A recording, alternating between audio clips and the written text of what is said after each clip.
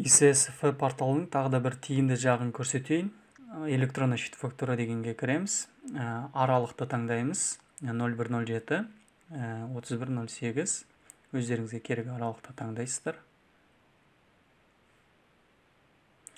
Одан кейін счет фактураның түрі полученный. Одан кейін барлығын белгілейміз.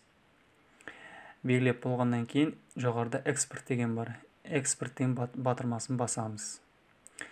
Және де біз бұл XML документті рабочий столға сақтап қоямыз.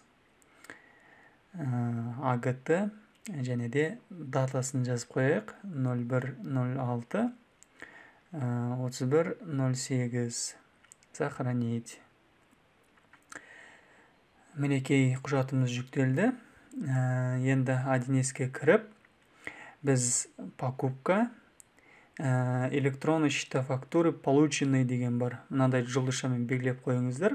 Соған кіреміз.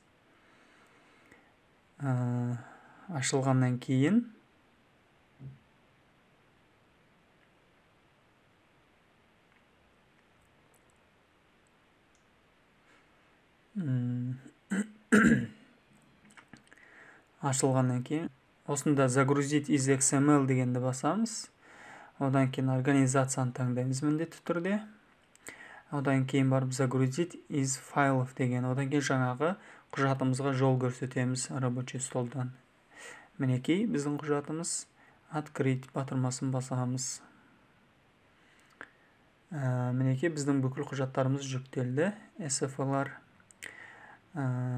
Обновить батырмасын басамыз. Мінекей біздің электрондық счет фактураларымыз барлығы жүктелді.